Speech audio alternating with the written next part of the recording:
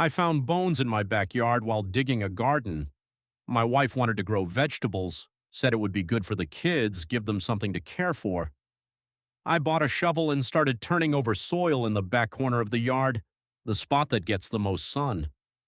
I'd been digging for about 20 minutes when the shovel hit something hard. I thought it was a rock, but the sound was different. Hollow, like hitting something bone dry. I knelt down and started brushing away the dirt with my hands. And there it was, a skull. Small, child-sized. My first thought was to call the police, but then I looked around, my neighborhood, my street. Nobody was watching. So instead I kept digging. I found more bones, a full skeleton, small fingers still partially connected, a rib cage, and then a child's shoe, a leather pump, maybe from the 1950s, with the initials etched on the inside, ME. I should have called the police. I know that now. But something about those initials made me stop, made me think, made me dig deeper. That night I couldn't sleep. I researched missing children from my neighborhood, from that era. And I found her, Margaret Ellen Rothschild, missing since 1954. 7 years old. She'd disappeared from her front porch while playing with dolls.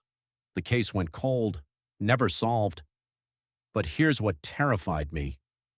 When I looked at the missing person poster from the 1954 newspaper, there was a photo, and in the background of that photo, barely visible, was my house, the same house, 60 years earlier. And on my front porch, in a window behind Margaret, was a figure, a blurry face, watching her play.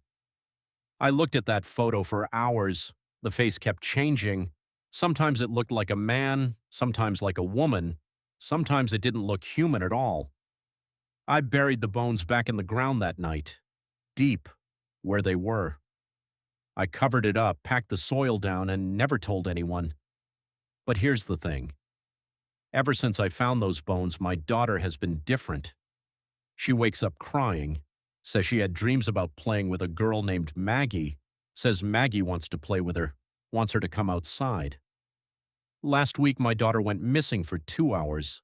We found her in the backyard, standing over the spot where I buried Margaret's bones. She was staring at the ground, humming a lullaby from the 1950s, a song she'd never heard before. When my wife asked her where she'd been, she looked up and said, "Playing with Maggie. She's been waiting so long for someone to remember her." Then she went inside like nothing happened.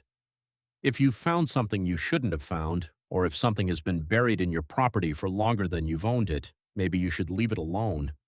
Some things want to stay buried. This is the Anomaly Files. Subscribe for more paranormal stories.